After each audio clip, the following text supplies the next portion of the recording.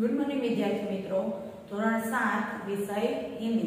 ગયા વિડિયો લેક્ચરની અંદર આપણે સમાનાર્થી શબ્દની સમજૂતી લઈ લીધી હતી। આ વિડિયો લેક્ચરની અંદર આપણે વ્યાકરણ જ ભણવાનું છે અને ટોપિક છે બીજો, કયો છે? વિરોધાર્થી શબ્દ। તો વિરોધાર્થી શબ્દ એટલે કે વિલોમ શબ્દ। વિરોધી શબ્દ આપણે રોજિંદા જીવનની અંદર આપણે ઉપયોગ થતા હોય છે, એ હમણાં આપણે આગળ જોઈશું કઈ રીતે ઉપયોગમાં લઈએ છીએ। તો હું જે અત્યારે લખું છું એ તમારે ધ્યાનથી સાંભળવાનું છે અને સમજવાનું છે, ત્યારબાદ લાસ્ટમાં તમારે તમારી બુકની અંદર લખવાનું છે વ્યવસ્થિત રીતે। તો જોઈએ, विरोधी शब्द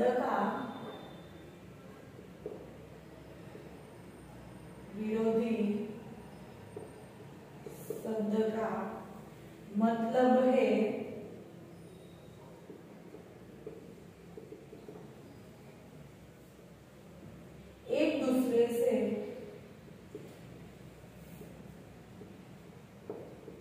एक दूसरे से उल्टा अर्थ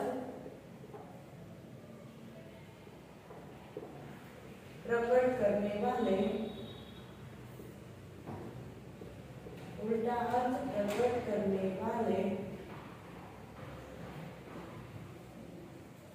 शब्द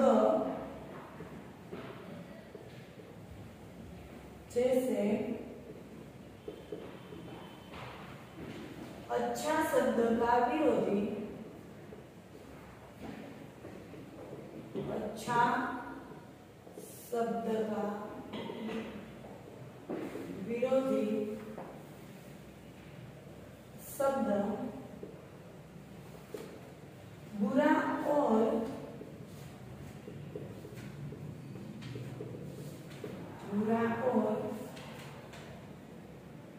दोस्त शब्द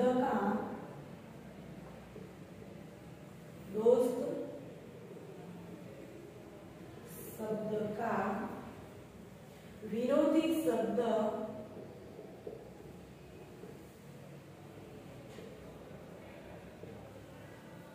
दुश्मन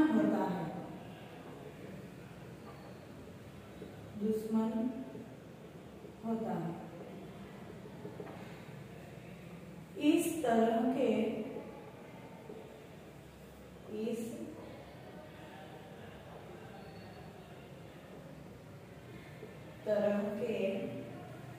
एक दूसरे से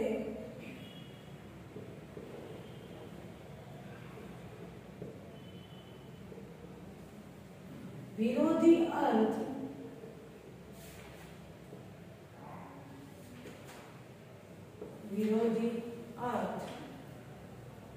सूचित करने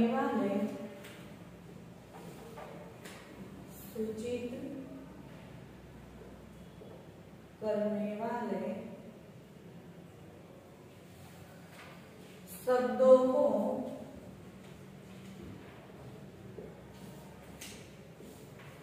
विरोधी शब्द कहते हैं।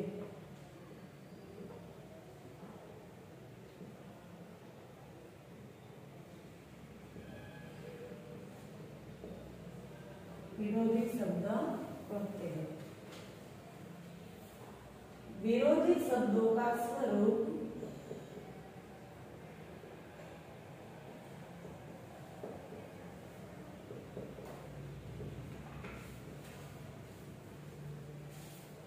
कभी निश्चित और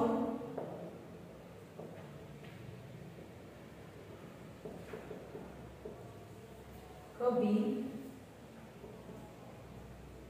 अनिश्चित होता है।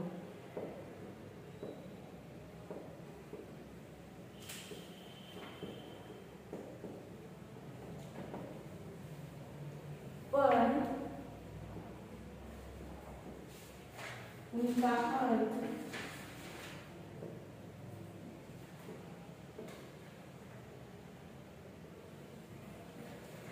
हमेशा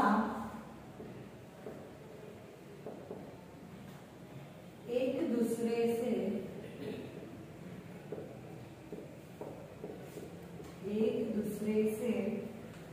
विपरीत होता है। विपरीत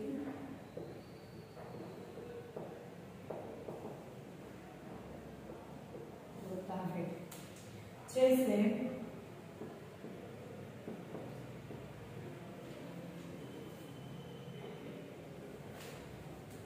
પહેલું છે વાલતુ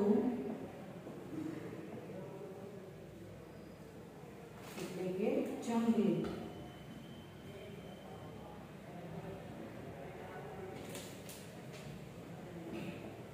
બીજું સચ એટલે કે જૂઠ.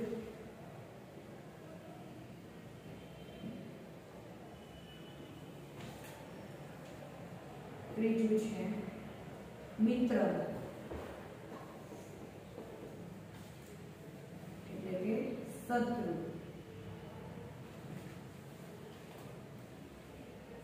ચાર સહી એટલે કે ગલત. 5 छोटा એટલે કે બડા.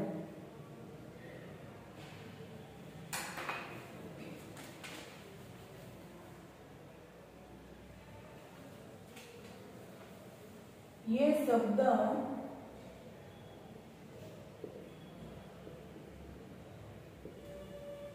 एक दूसरे से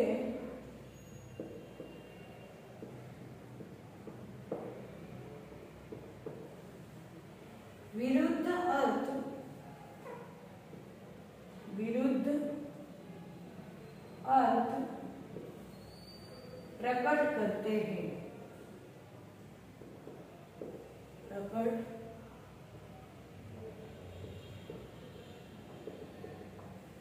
करते हैं. फिर भी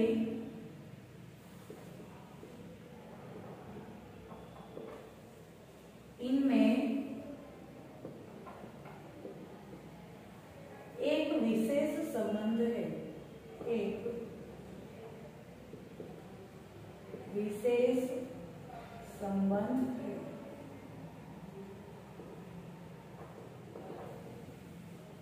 क्योंकि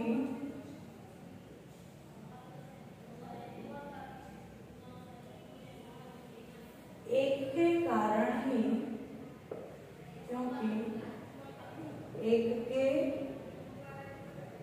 कारण ही दूसरे की स्थिति है.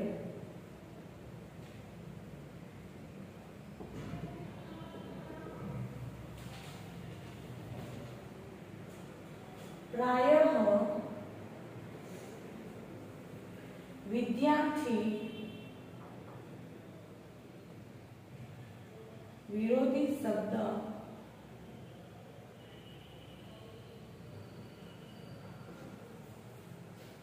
लिखते समय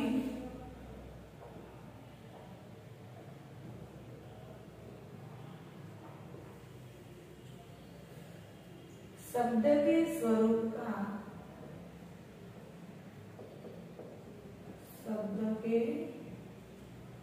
स्वरूप का ध्यान नहीं रखते.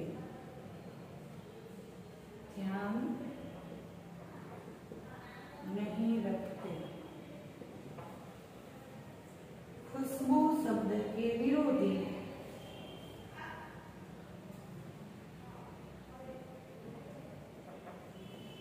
खुशबू शब्द के विरोधी शब्द के रूप में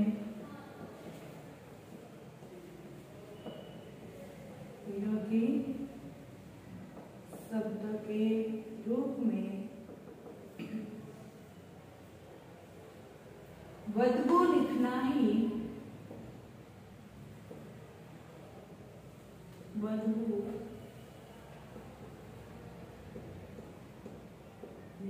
ही उचित है.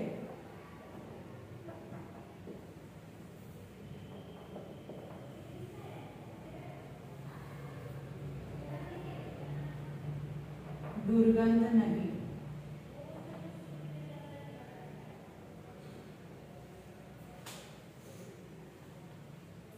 यह ठीक है कि, यह ठीक है कि बदबू और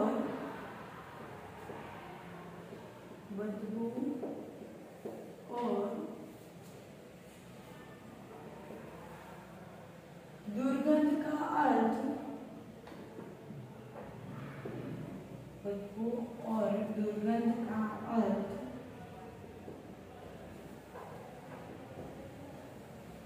एक ही है।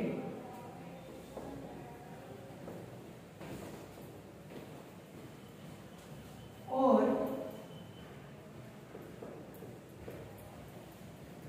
खुशबू के विरुद्धार्थी के रूप में, खुशबू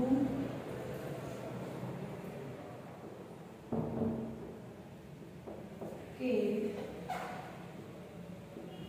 विरुद्धार्थी के रूप में दुर्गंध शब्द,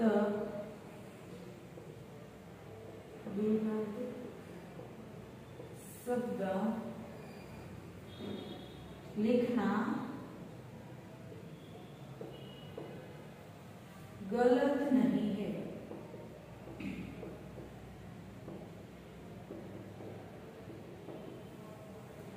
फिर भी उचित यही है कि, उचित यही है कि विरोधी शब्द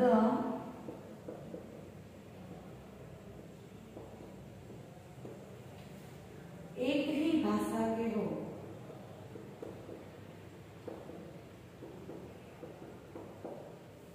एक ही भाषा के हो।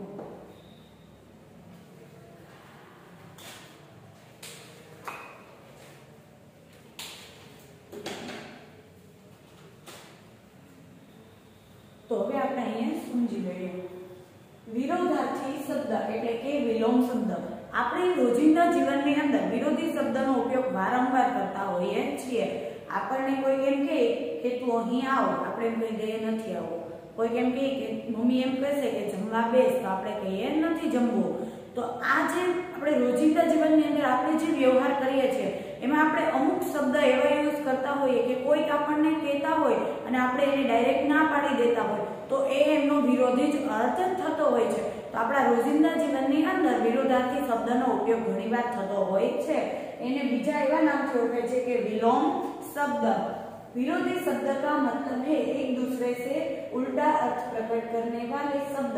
कि विरोधी शब्दनो एवो अर्थ थाय छे કે એક બીજા શબ્દ, એક શબ્દનો બીજા શબ્દ માટે ઊંધો અર્થ કરવાનો। કે આપણે કોઈ એક શબ્દ આપ્યો છે એનો ઉલટો અર્થ એટલે કે ઊંધો અર્થ। આપણે કોઈ એમ કહે છે કે ઉદાહરણ તરીકે કે સચ તો કે સાચું અને જૂઠ, એનો વિરુદ્ધાર્થી શું થાય છે? જૂઠ। તો કે સાચું અને જૂઠ એટલે કે ખોટું।